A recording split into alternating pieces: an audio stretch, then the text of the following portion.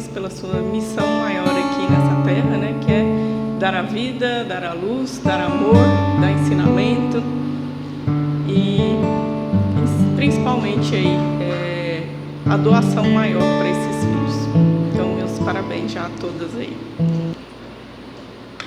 E o nosso tema de hoje é Parábola do Tesouro Escondido e da Pérola. São duas parábolas, mas que elas se complementam. Então, eu optei por falar das duas juntas, né? Para dar um sentido maior aqui para nós. Então, ela está em Mateus, no capítulo 13, versículo 44, 45 e 46. Parábola do Tesouro Escondido e em seguida da Pérola.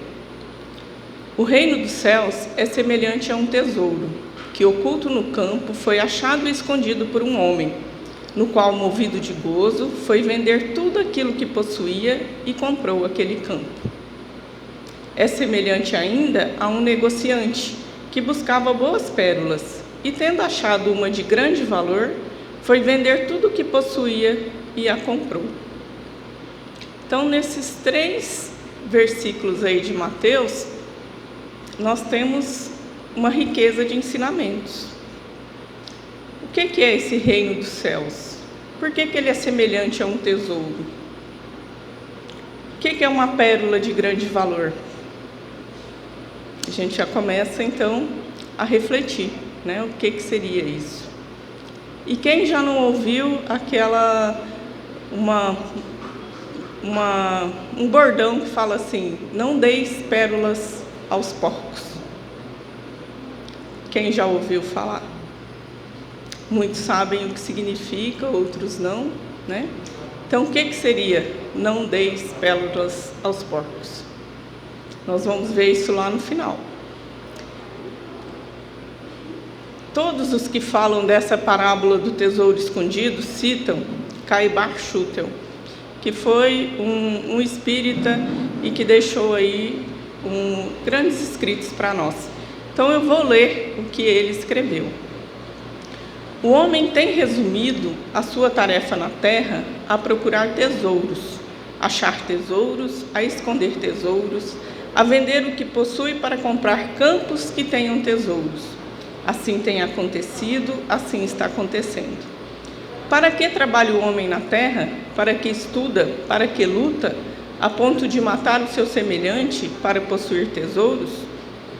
Jesus, sabendo dos artifícios que o homem emprega na conquista dos tesouros, fez do tesouro escondido uma parábola, comparando-a ao reino dos céus. Fê-lo naturalmente para os que recebessem esses conhecimentos, também empregassem todo o seu talento, todos os seus esforços, todo o seu trabalho, toda a sua atividade, todos os seus sacrifícios na conquista deste outro tesouro, ao qual ele chamou imperecível, lembrando que a traça e a ferrugem não o corrompem e os ladrões não o roubam. O reino dos céus é um tesouro oculto ao mundo, porque os grandes, os nobres, os guias e os chefes de seitas religiosas não querem fazê-lo aparecer à humanidade. Mas graças à revolução, aos ensinos espíritas, aos espíritos do Senhor, hoje é muito fácil ao homem achar esse tesouro. Mais difícil pode ser vender o que tem e comprar o campo. Isto é, desembaraçar-se das suas velhas crenças, do egoísmo, do preconceito, do amor aos bens terrestres para possuir os bens celestes. Materializado como está o homem, prefere sempre os bens aparentes e perecíveis, porque os considera positivos. Os bens reais e imperecíveis ele os julga abstratos. A parábola do tesouro escondido é significativa e digna de meditação. O homem terreno morre e fica sem seus bens. O homem espiritual permanece para a vida eterna e o tesouro do céu que ele adquiriu é de sua posse permanente. Então, Caibar Schutel disse isso. Então, não tem como não falar dele. Ele resumiu essa parábola, que é curta, mas de grande ensinamento, no quê? O que é o nosso tesouro?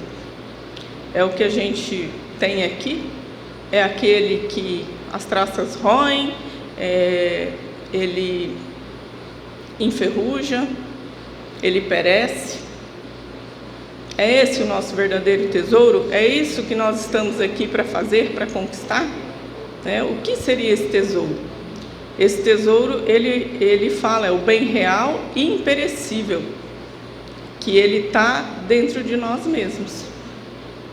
Esse tesouro é tudo que nós angariarmos, é tudo que nós conquistarmos para nós mesmos.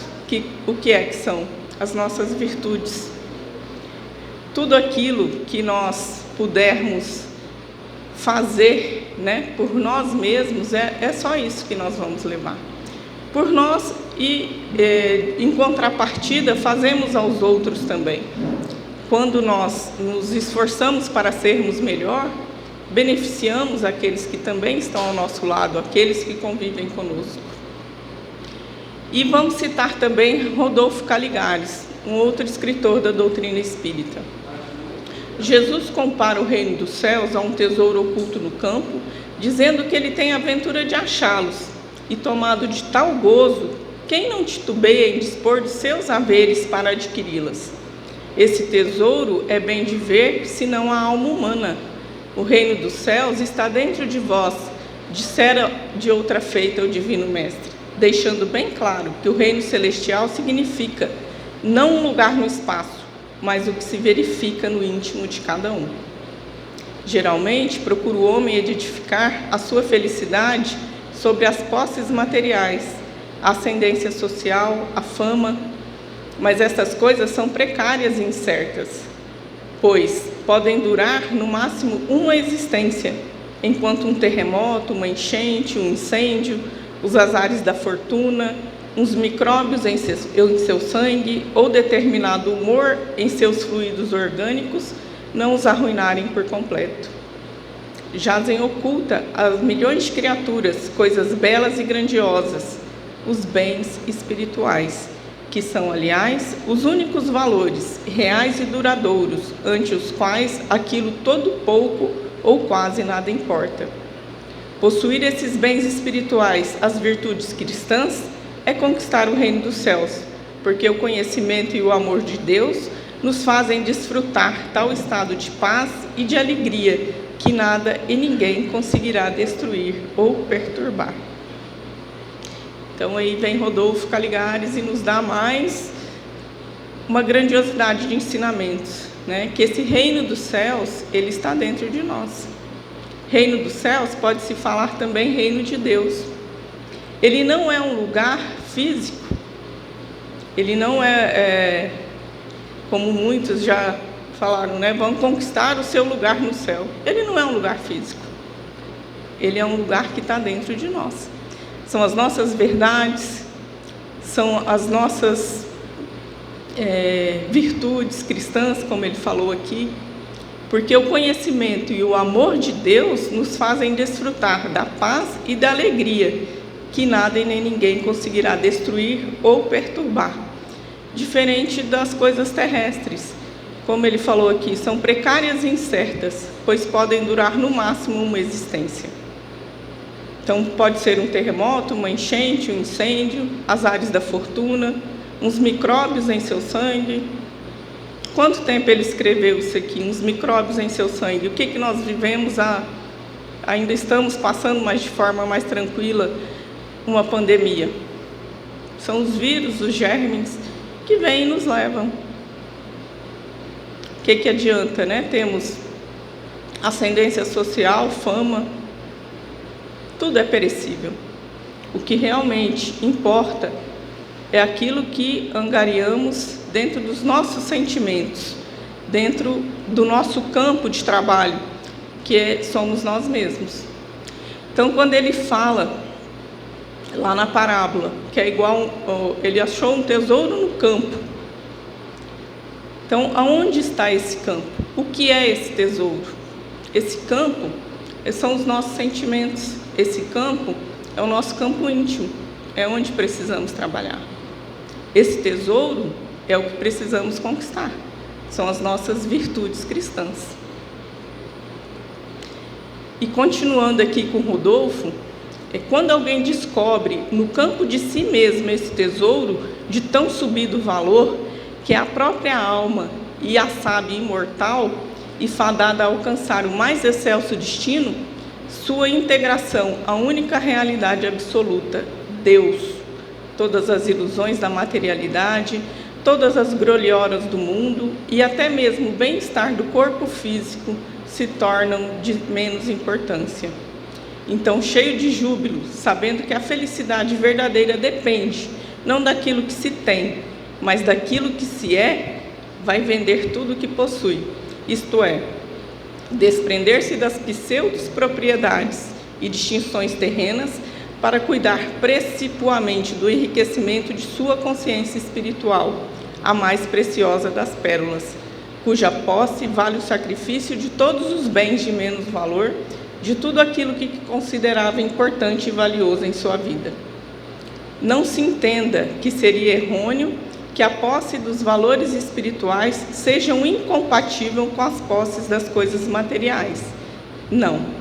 O que se quer salientar é que para o nosso progresso espiritual faz-se mister, vivemos mais intensamente e sinceramente em função dos ideais superiores, dedicando-lhes mais amor, atenção, do que às aquisições materiais, que devem constituir apenas um meio de realizarmos os nossos objetivos, e não um fim em si mesmo. Quem se dispõe a assim proceder, sobretudo, sobrepondo os interesses da alma a quaisquer outros, não deve temer que lhe venha a faltar o necessário à subsistência, porque Jesus nos assevera no seu Evangelho: se buscarmos primeiramente o reino de Deus e a sua justiça, todas as outras coisas nos serão dadas por acréscimo. Rodolfo Caligares. Então, a gente fazendo essa reflexão, as leituras, esse campo somos nós mesmos, esse tesouro são as nossas virtudes cristãs, e quando a gente se desprende dessas crenças materiais, quando a gente deixa o homem velho, a gente como indivíduo, ele fala assim, um homem encontrou um tesouro no campo. Ele fala um homem, é um indivíduo, é a sua individualidade. Então ninguém pode fazer por nós. Então é um chamado, né? Encontrou um tesouro no campo, saiu a vender tudo o que tinha. O que é saiu a vender tudo que tinha? Se desprender de tudo aquilo que era material e que não importava e dar valor àquele verdadeiro tesouro. Então, a partir do momento que a gente descobre o que é o tesouro, o que é o campo e que só depende de nós mesmos, a gente não pode mais se furtar as nossas responsabilidades. Então, é conhecimento, né? A partir do momento que a gente tem conhecimento e que a gente lê essas parábolas tão antigas que foram escritas há tanto tempo e que até hoje refletem essas verdades para nós, que Jesus falava do campo porque as pessoas naquele tempo entendiam o que era campo, o que era tesouro, e até hoje, né, para nós isso faz sentido. Mas em que sentido ele quis colocar o tesouro, o campo? Às vezes naquele tempo não ficou claro, agora para nós já é. Esse campo, esse um homem achou, é um só, é individual, é cada um. O tesouro, cada um vai ter que buscar o seu. E esse campo somos nós mesmos. Cada um tem que refletir, né? Aquilo que precisa melhorar, aquilo que precisa mudar. A gente angariar esse tesouro, né? A gente fazer crescer esse tesouro dentro de nós. E agora a gente vai para a segunda parte da parábola, que é a pérola. Então, a pérola, né? E a ostra. Você sabe como é formada a pérola no interior da ostra? Primeiramente, uma substância estranha ou grão de areia invade a ostra. Depois de penetrar a concha, a substância invasora entra em contato com o manto, que é um tecido da ostra, causando uma irritação no interior do molusco. Esse manto se defende imediatamente, dobrando-se sobre a substância estranha até deixá-la completamente isolada, formando uma camada protetora. Tal defesa se completa com a secreção do nácar, ou madrepérola, que é uma substância com a qual a concha é produzida. Mesmo após o isolamento da fonte do incômodo, a pérola continua crescendo, pois a ostra não para de secretar o nácar. Como resultado desta sobreposição de camadas, é a formação de uma linda pérola. E quanto mais redonda fica essa proteção, mais rara e, consequentemente, mais valiosa é a pérola. Então, que significado isso tem para nós, né?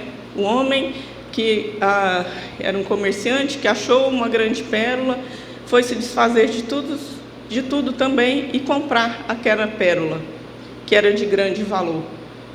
O que isso quer dizer para nós? Uma ostra que não foi ferida não produz pérolas. Pérolas são produtos da dor. Uma ostra que não foi ferida, de modo algum produz pérolas, pois a pérola é uma ferida cicatrizada. Então, o que é isso, né? Aquele grão entrou na pérola, lá no molusco, ele se sentiu incomodado e ele começou a produzir aquela substância nácar e envolver aquele grão que estava o incomodando e produziu uma linda pérola. Até o século XVII não havia tecnologia de polimento de pedras preciosas, como rubis e esmeraldas. Justamente por isso, um dos maiores símbolos de riqueza e poder da época era a pérola. Então, o reino dos céus também é como um negociante que procura pérolas preciosas. Encontrando uma de grande valor, vendeu tudo o que tinha e a comprou. Então, trazendo isso, né, para o nosso ensinamento de hoje. Jesus, né, comparando o reino de Deus aí a essa pérola, que era uma forma sábia, como a gente acabou de falar, era do cotidiano. O que tinha valor naquela época? Era a pérola.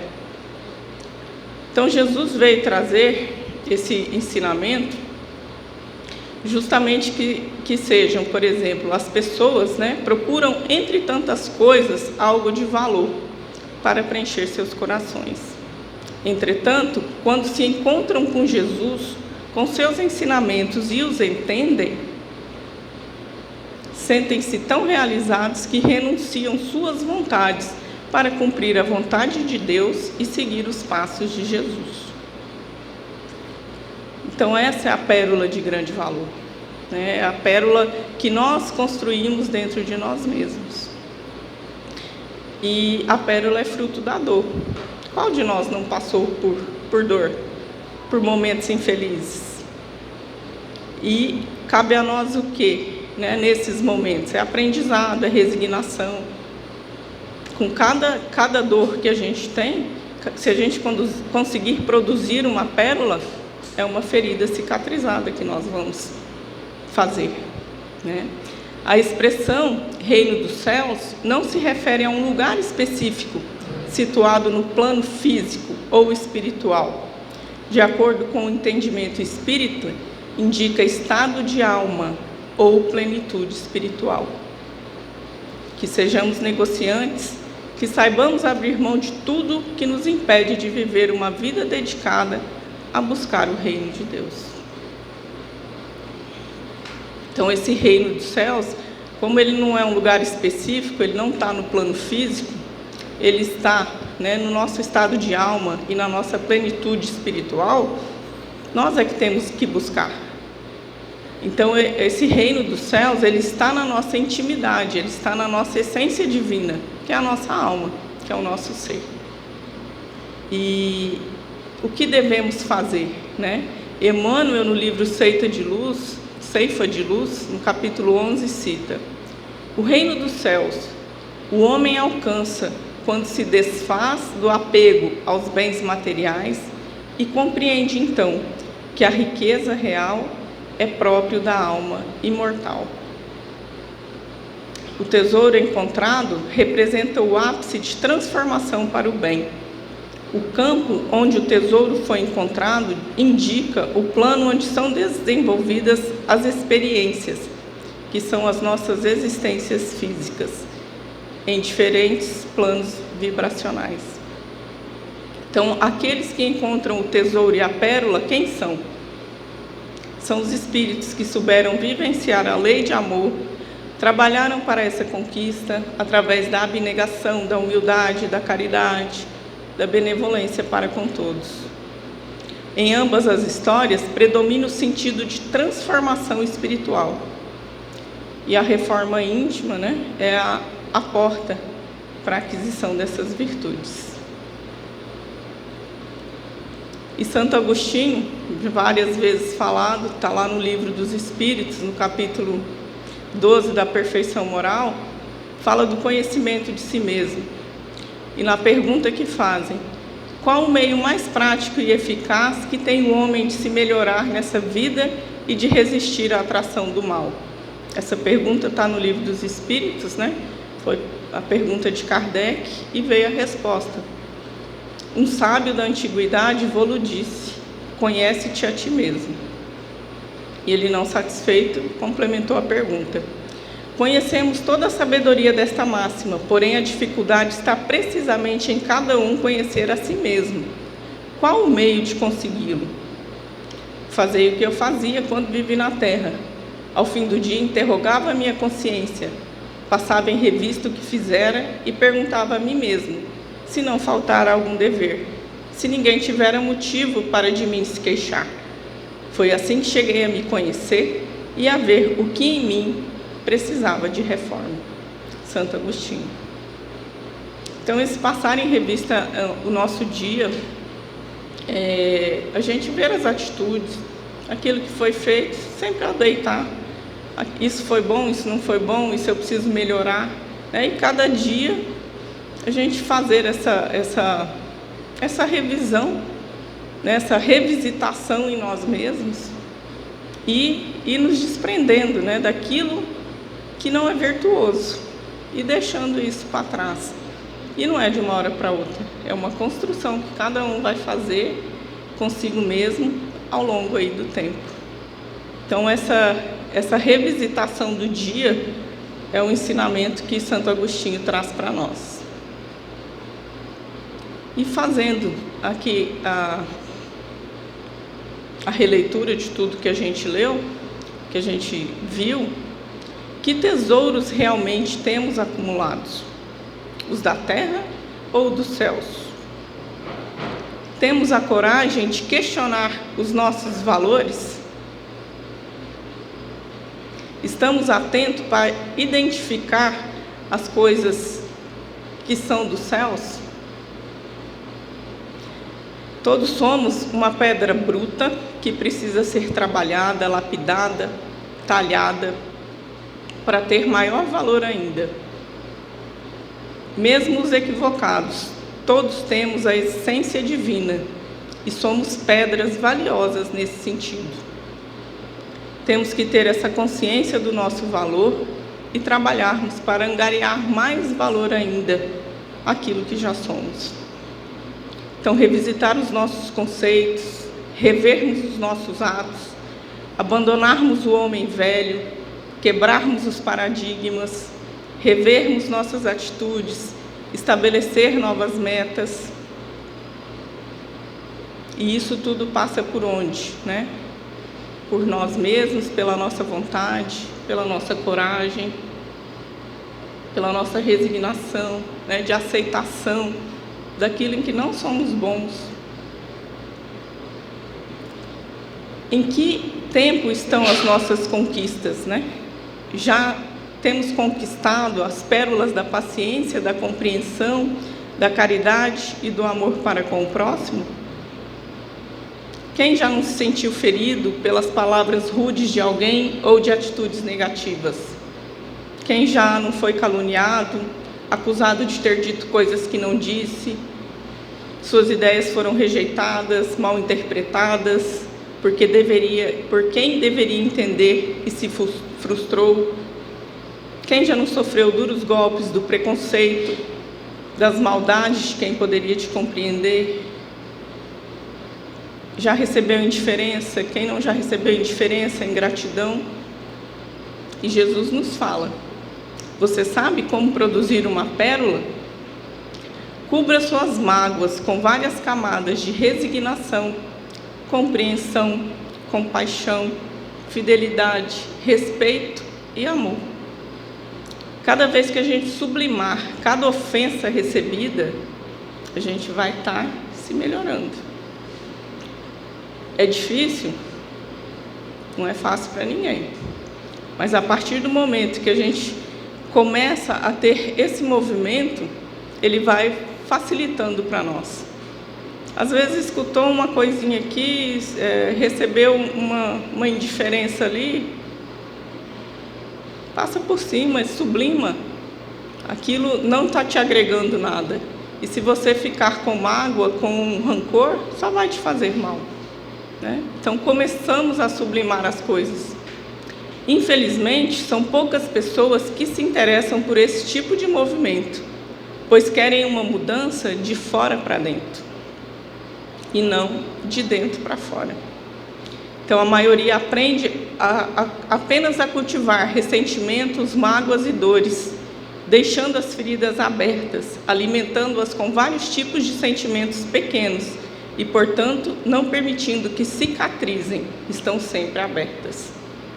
Assim, na prática, o que vemos são muitas ostras vazias e secas, não porque não tenham sido feridas, mas porque não souberam perdoar, compreender e transformar a dor em oportunidade e escada para o seu objetivo. Não podemos eliminar nossas dores, o sofrimento faz parte da vida, mas podemos encontrar formas de lidar com essas dores, dando-lhe o verdadeiro significado e fazendo delas aprendizados. Assim é a nossa vida espiritual, extremamente bela, verdadeira e de um valor imenso, superior a tudo o que conhecemos, mas dela não nos dávamos conta, estava em oculto. Descobrir esse reino dos céus, embora invisível, que está dentro de nós mesmos, é tão gratificante quanto achar um tesouro. E nos sentimos imensamente ricos e ficamos entusiasmados. Então, alguns são surpreendidos pelo achado, outros já estavam buscando. Em qualquer caso, se percebermos a sua existência e entendermos o seu valor, não é lógico que nos desfaçamos de tudo para adquiri-lo?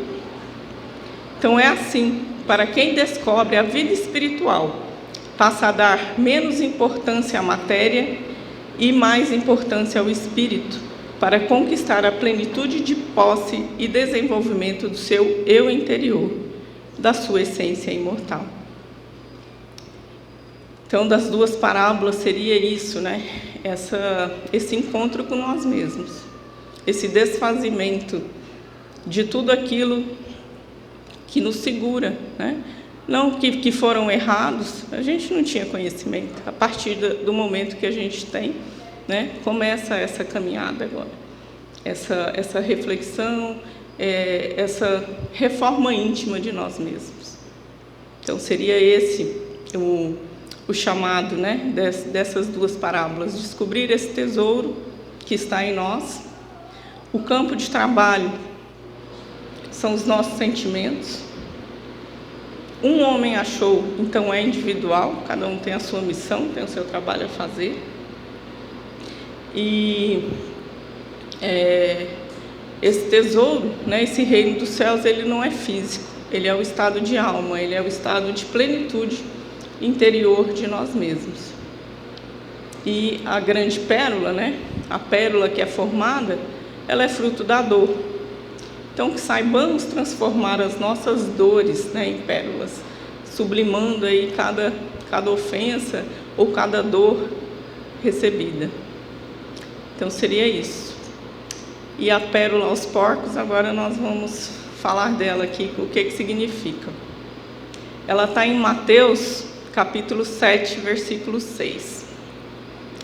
Não deem o que é sagrado aos cães, nem atire suas pérolas aos porcos.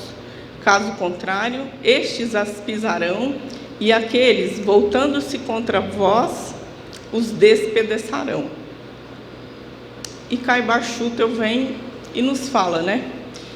As pérolas constituem enfeites para gente fina. São raras, por isso são caras. Quem possui grandes e finas pérolas possui tesouro, possui fortuna. Além disso, são joias muito apreciadas no seu todo, pela sua estrutura, pela sua composição. Os porcos não a apreciam. As virtudes das pérolas preferem milhos ou alfarrobas. Se lhe dermos pérolas, eles pisam-nas e submergem-nas no lamaçal em que vivem. Por isso disse Jesus: não deis pérolas aos porcos. Certamente já havia o Senhor do Verbo Divino comparado o reino dos céus a uma pérola de raro valor, quando propôs aquela recomendação a um discípulo que deliberara anunciar a sua doutrina a um homem suíno. Na verdade, há homens que são homens, e há homens que se parecem muito com suínos. O suíno vive exclusivamente para o estômago e para a lama. Os homens suínos também vivem de lama e para o estômago. A estes, as pérolas nada significam. As alfarrobas melhor lhes cabem.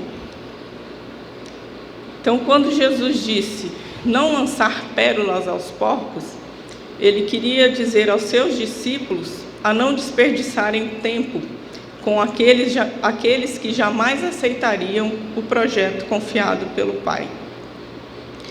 Então ele disse aos discípulos para não levar, né? Não no sentido de não levar, mas aqueles que não quisessem escutar e aqueles que ainda não estavam preparados para receber as palavras, né? Que eles seguissem. Então não deem pérolas aos porcos, né? É que não adianta você dar ali palavras de valor àquele que ainda não está preparado para receber. Então a dureza dessas palavras de Jesus deve ser lembrada em seu contexto. Os porcos e os cães eram os animais menos apreciados pelos judeus. Em Levítico e em Deuteronômio encontramos as proibições severas ao consumo de carne e de porco, da carne e do porco. A tradição sacerdotal foi aquela que mais relegou aos judeus a distinção entre pureza e impureza. Por isso mesmo, nos tempos de Jesus, as tradições falavam muito para todos os judeus piedosos. Então, nessa passagem também, o que Jesus quis dizer? Que coisas de valor concedidas a quem não tem condição de apreciá-las, por não estar à altura delas, é gastar sabedoria e inteligência com a plebe ainda ignorante, que seria dar pérolas aos porcos. Então é isso, né? Quem já tinha escutado e não sabia aí o sentido, você não dar